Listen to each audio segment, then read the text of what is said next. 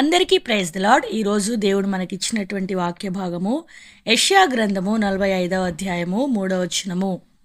పేరు పెట్టి నిన్ను పిలిచిన ఇజ్రాయేలు దేవుడునైన యెహోవాను నేనే అని నీవు తెలిసికొనున్నట్లు అంధకార స్థలములలో ఉంచబడిన నిధులను రహస్య స్థలములలోని మరుగైన ధనమును నీకిచ్చేదను. ఈ దినము మనకు చివరి అంశము ఇవ్వబడుతూ వచ్చింది. రహస్య స్థలములలోని మరుగైన ధనమును నీకిచ్చేదను అనేటువంటి మాట అన్నమాట. ఇక్కడ మనం చూసినట్లయితే రహస్య స్థలము, మరుగైన ధనము అంటే ఏమిటి అనేది కొన్ని విషయాలు మనము లూకాసు వార్త 12వ అధ్యాయము 2వ వచనంలో మనం చూస్తే అసలు రహస్యమైనదంటే ఏంటి, మరుగైనదంటే ఏంటి అనేది అక్కడ స్పష్టంగా మనకు తెలియజేయబడుతూ ఉన్నదన్నమాట. లూకాసు వార్త 12వ అధ్యాయము 2వ వచనము. మరుగైనదేదియు బయలుపరచబడకపోదు, రహస్యమైనదేదియు తెలియబడకపోదు. ఇక్కడ మనం చూసినట్లయితే మరుగైనది అంటే ఏమిటి అంటే అది ఎవరికి బయలుపరచబడిదిగా ఉండదనమాట. అది ఎవరికి తెలియనిదిగా ఉంటుందన్నమాట. ఎవరు దానిని చూసేదిగా ఉండదనమాట. అదే మరుగైనదిగా చెప్పబడుతుందన్నమాట. అంటే ఇది వరకు ఎవరు దాన్ని చూసి ఉండనటువంటి దాన్ని ఏమంటారంటే మరుగైనది అని చెప్తారనమాట. తర్వాత మనం చూసినట్లయితే రహస్యమైనది. రహస్యమైనది అంటే ఏమిటంటే ఇక్కడ మనకు చెప్పినటువంటి మాటను బట్టి తెలియబడకపోదు అంటే తెలియందనమాట. ఎవరికి తెలియకుండా ఉండేటువంటిదే రహస్యమైనది అనమాట. రహస్యం అంటేనే అంతే కదా, ఏదైనా సీక్రెట్ మనం మాట్లాడుకుంటూ ఉంటామన్నమాట. చెవులో మాట్లాడుకుంటూ ఉన్నామంటే అది అర్థమైంది ఎవరికి తెలియకుండా ఆ పర్సన్కి మాత్రమే తెలియాలి అని మనము చిన్నగా మాట్లాడుకుంటాం, చెవులో చెప్పుకుంటూ ఉంటాం. ఇలాంటి రహస్యాలన్నమాట. అంటే రహస్యం అంటే ఏంటంటే అది ఎవరికైతే చెప్పాలనుకుంటామో వారికి మాత్రమే, ఎవరికైతే తెలియజేయాలనుకుంటామో వారికి మాత్రమే తెలియజేస్తాం. కానీ ఇంకా ఎవరికి దాని గురించి అర్థం కాదు, తెలియదు కూడా. దానినే రహస్యం అని చెప్తాం. తర్వాత మరుగైనది అంటే అది ఎవరికి కనబడదనమాట. అది ఎవరైతే దాచిపెడతారో వారికి మాత్రమే కనబడుతుంది అనమాట. అంటే మనం చూసినట్లయితే మన సొత్తు ఏదైనా ఉందనుకుంటే, ఏదైనా ధనం కానీ ఏదైనా డబ్బు కానీ దాన్ని మనం ఏం చేస్తామంటే దాచిపెట్టుకుంటాం. ఎందుకు దాచిపెట్టుకుంటాం? అది ఎవరికి కనబడకూడదని దాచిపెట్టుకుంటాం అనమాట. అంటే ఇక్కడ మనం చూసినట్లయితే రహస్య స్థలంలో ఉండేటువంటి మరుగైన ధనం అంటే ఏమిటి అనేది మనం చూసినట్లయితే అది దాచిపెట్టబడినటువంటిదిగా ఉంటుందన్నమాట. అది నీకు తప్ప ఇంకెవరికి తెలియదన్నమాట. అది అందరికీ తెలిసేటువంటి ధనం కాదు. అలాంటి ధనాన్ని అలాగా దాచిపెట్టబడినటువంటి నీ కోసం దాచిపెట్టబడినటువంటి ధనం, అది ఎవరికీ తెలియనటువంటి ధనాన్ని దేవుడు నీకు ఇవ్వాలని కోరుతూ ఉన్నాడు. అది కేవలము నీకోసమే తీసి పెట్టబడింది, నీకోసమే దేవుడు ఏర్పాటు చేశాడనమాట. అది ఎవరికి అర్థం కాదు, ఎవరికి తెలీదు, ఎవరు దాన్ని చూడలేరనమాట. అలాంటి ధనాన్ని దేవుడు నీకు ఇవ్వాలని కోరుతూ ఉన్నాడు. అదే ఈ దినం మనకి ఇవ్వబడినటువంటి వాగ్దానం. రహస్య స్థలములలో మరుగైనటువంటి ధనాన్ని దేవుడు నీకు ఈ దినాన ఇవ్వబోతూ ఉన్నాడు. అది ఏదైనా కావచ్చు, ఆత్మ సంబంధమైనది కావచ్చు, శారీరక సంబంధమైనది కావచ్చు, లేకపోతే నీ హృదయంలో ఉండేటువంటి కోరికకు సంబంధించినటువంటిది కావచ్చు. అది ఏమైనప్పటికీ అది కేవలం నీకు మాత్రమే సంబంధించింది అనేటువంటి విషయాన్ని దేవుడు నీకు ఇది నానా తెలియజేస్తూ ఉన్నాడు. అయితే దాన్ని నేను నీకు ఇస్తూ ఉన్నాను, నీకు ఇస్తాను అనేటువంటి వాగ్దానాన్ని దేవుడు ఈ దినమున నీకు చేస్తూ ఉన్నాడు అనమాట. దేవుడు దాచి ఉంచినటువంటి, దేవుడు మరుగుగా చేసినటువంటి, దేవుడు ఎవరికీ తెలియకుండా ఉంచినటువంటి ఆ యొక్క రహస్యమైనటువంటి ధనము మనము స్వతంత్రించుకోవాలంటే, మనకు ఇవ్వాలి అంటే మన జీవితాల్లో 2 అనుభవాలు కలిగినటువంటి వారంగా ఉండాలి. అదే ఇక్కడ పైన మనకి ఇవ్వబడినటువంటి వచనాలన్నమాట. మొదటి వచనం మనం చూసినట్లయితే యెహోవా తాను అభిషేకించిన కోరేషుని గురించి సెలవిచ్చుచున్నాడు. అంటే ఈ మాటలు దేవుడు ఎవరికి చెప్తూ ఉంటున్నాడంటే ఇక్కడ కోరేషు అని రాయబడింది, కానీ అంటే కోరేషు అనే పేరు ముఖ్యం కాదు, కానీ తాను అభిషేకించినటువంటి కోరేషు అంటే ఎవరైతే దేవుని చేత అభిషేకింపబడ్డారో వారి గురించి ఈ యొక్క మాట రాయబడుతున్నదనమాట. ఆ తర్వాత రెండవదిగా మనం చూసినట్లయితే మూడో వచనం మొదటి లైన్లో పేరు పెట్టి నిన్ను పిలిచిన ఇజ్రాయేలు దేవుడనైనా యెహోవాను నేనే అని నీవు తెలుసుకున్నట్లు.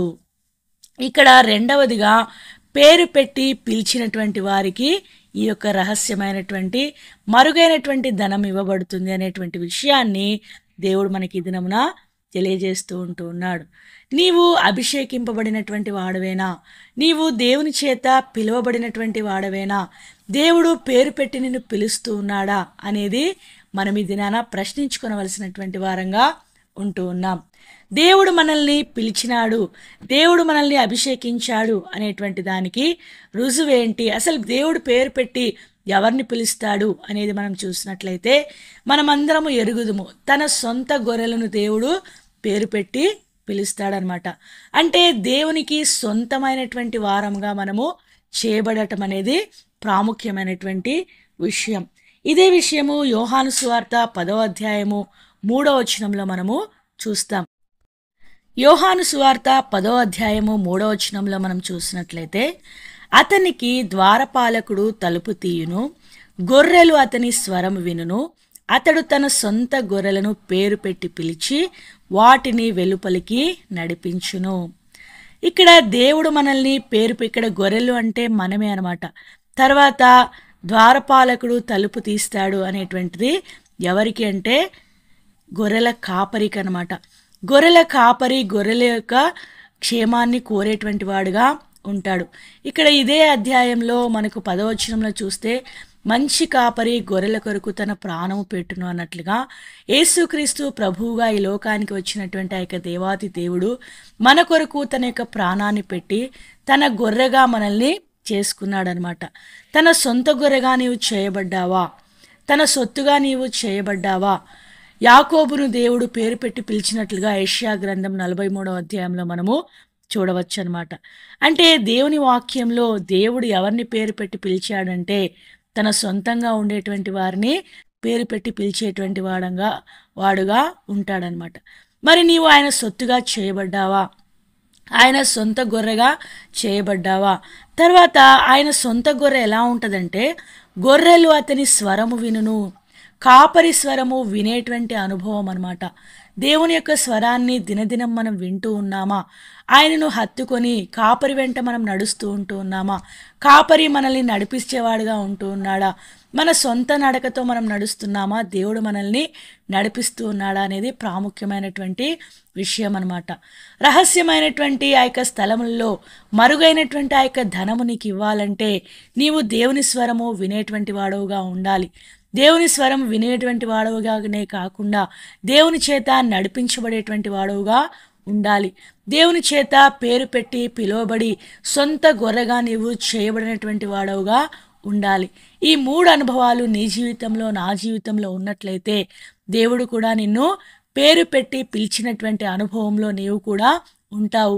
ఆ యొక్క రహస్యమైనటువంటి మరుగైనటువంటి ఆ యొక్క ధనాన్ని నీకు ఇవ్వటానికి దేవుడు సిద్ధంగా ఉన్నాడని దేవుడి దినాన మనకు తెలియజేస్తూ ఉన్నాడు.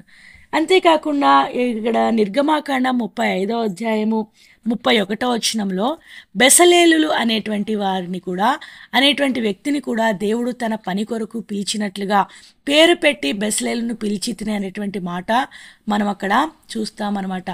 అంటే అక్కడ దేవుని యొక్క పని కొరకు బెసలేలును పిలిచాడు, పేరు పెట్టి పిలిచాడు. అక్కడ ఇంకో అనుభవం మనకు కనబడుతుందనమాట. చూసినట్లయితే నిర్గమాకాండం 35వ అధ్యాయము 31వ వచనంలో మనం చదివినట్లయితే ఆ మాట మనకు అక్కడ కనబడుతుందనమాట. దేవుని యొక్క పని కొరకు దేవుని మందిరంలో విచిత్రమైనటువంటి ఆ యొక్క పని కల్పించుకోవటానికి పనిని చేయటానికి దేవుడు బెసలేలును పేరు పెట్టి పిలిచాడనమాట. అయితే దేవుని యొక్క పని చేయటానికి దేవుని మందిరంలో కావచ్చు, దేవుని సన్నిధిలో కావచ్చు, ఆత్మల కొరకు కావచ్చు, సువార్త పని కావచ్చు, ఏ పని కొరకైనా కూడా ప్రభు యొక్క పని కొరకు ప్రభు నిన్ను పిలిచి ఉంటే నీవు కూడా పేరు పెట్టి పిలువబడినటువంటి అనుభవంలోనే ఉన్నావని నీవు గుర్తించాలన్నమాట. దేవుని పని చేస్తూ దేవుని యొక్క స్వరాన్ని వింటూ దేవుని యొక్క సొత్తైనటువంటి దేవుని యొక్క సొంత గొర్రెగా నీవు చేయబడి దేవుని చేత నడిపించబడేటువంటి ఆ యొక్క అనుభవం నీకు ఉన్నట్లయితే ఖచ్చితంగా నీకు ఈ యొక్క వాగ్దానము నీవు కూడా స్వతంత్రించుకుంటావు. ఈ యొక్క వాగ్దానము నీకు సంబంధించింది అని నీవు గుర్తించాలి. నీవు విచారించాల్సిన అవసరం లేదు. ఇది నాకేనా, ఇది నాతో మాట్లాడుతున్నాడా అని నీవు చింతించాల్సిన అవసరం లేదు. నీవు అనుమానించవలసినటువంటి అవసరం లేదు. ఈ అనుభవాలు నీలో ఉన్నట్లయితే తప్పకుండా దేవుడు తెలియజేసేది ఏంటంటే ఈ యొక్క వాగ్దానము నీదే. నీకే తెలియనటువంటి మరుగైనటువంటి ఆ యొక్క ధనమును దేవుడు నీకు ఇవ్వాలని ఇష్టపడుతూ ఉంటూ ఉన్నాడు. ఇస్తానని దేవుడు వాగ్దానం చేస్తూ ఉంటూ ఉన్నాడు. అయితే ఈ యొక్క వాగ్దానాన్ని స్వతంత్రించుకునేటువంటి అనుభవం మనకుందా? దినదినము దేవునితో మాట్లాడుతూ ఉన్నామా? దినదినము దేవుడు మనతో మాట్లాడుతూ ఉంటూ ఉన్నాడా? దేవుని యొక్క పని కొరకు ప్రభువు నిన్ను నన్ను ఏర్పాటు చేసుకున్నాడా? దేవుని పనిలో మనం కొనసాగుతూ ఉన్నామా? లేకపోతే దేవుడు నేను విలువ పెట్టి కొన్నాను, మీరు నా సొత్తు, నా రక్షణ అనుభవం కలిగి ఉంటూ ఉన్నామా? దేవుడు మనల్ని రక్షించాడా? దేవుని సన్నిధిలోని యొక్క పాపములు ఒప్పుకొని ఆయన సొంత గొర్రెగా నీవు చేయబడ్డావా అనేది మూడవ ప్రాముఖ్యమైనటువంటి విషయం అన్నమాట. దేవుని చేత రక్షణలోనికి నడిపించబడినటువంటి నీవు, దేవుడు యొక్క సొంత గొర్రెగా చేయబడినటువంటి నీవు దేవుని గొర్రెగా ఉండి దేవుని చేత నడిపించబడుతూ ఉంటూ ఉన్నావా?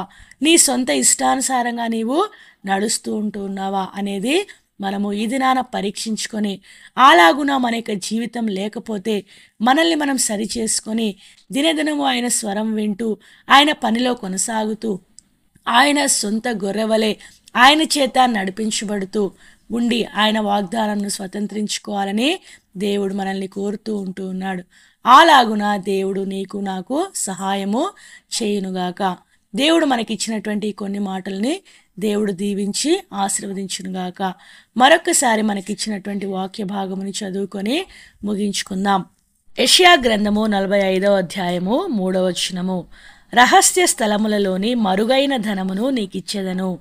దేవుడి కొన్ని మాటలను దీవించి ఆశీర్వదించునుగాక. ఆమెన్.